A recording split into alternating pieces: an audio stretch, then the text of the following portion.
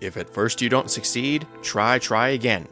Now we come to the Hopkins era, which sees a new set of filmmakers bringing the deranged doctor to the big screen. In contrast to the commercial disappointment of Manhunter, this movie turned Hannibal Lecter into a pop culture icon. Let's talk about The Silence of the Lambs.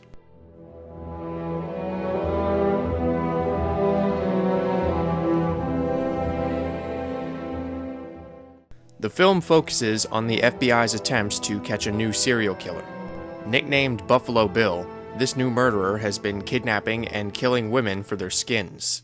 In response, Jack Crawford of the Behavioral Science Unit recruits FBI trainee Clarice Starling and tasks her with interviewing Hannibal Lecter, a cannibalistic psychiatrist who's currently incarcerated. Her goal? Persuade Lecter to provide some insight on the case so that they can catch Buffalo Bill before he skins his next victim. Now, this is definitely one of the better entries in the series, and the most significant reason for that is what was constantly going through my mind as I was watching it: realism. Look at this. Instead of presenting a stylized approach like Michael Mann, director Jonathan Demme gives us a very organic world and emphasizes the horrific impact of the crimes on display. The only times when he undermines this are when he periodically includes a goofy zoom-in or other out-of-place technique.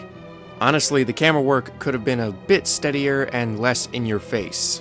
On the upside, the sets, props, costumes, and locations have a very lived-in quality, like what we see every day.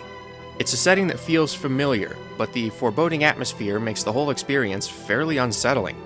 This is coupled beautifully with Howard Shore's dramatically chilling musical score. In addition, the grounded reality of Ted Talley's script makes it all the more striking when we are exposed to the insane exploits of Buffalo Bill or the quiet menace of Hannibal Lecter.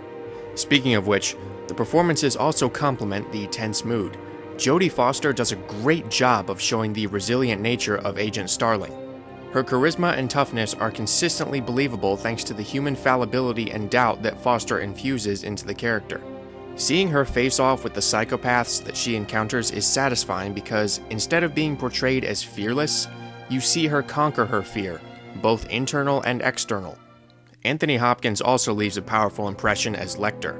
Although he occasionally ventures too far into the realm of sneering silliness, he makes up for this with his calculating malevolence and articulated deliveries. The dynamic between these two characters works well in carrying the film, as there is a visible growth in their perceptions of each other. Scott Glenn's interpretation of Jack Crawford is noticeably more subdued than Dennis Farina's. He employs an understated sense of experience that comes off as very human and approachable. In contrast, Anthony Heald is just annoying as Dr. Chilton. Am I alone in thinking this? He's just so petty and unprofessional compared to everyone else that he constantly takes you out of the movie whenever he's on screen. Thankfully though, Ted Levine is legitimately frightening as Buffalo Bill. I was so used to seeing him on the bridge that I'd forgotten how crazy he was here. He's very disturbing and unhinged, and the scenario is made even more effective when his motivation is revealed.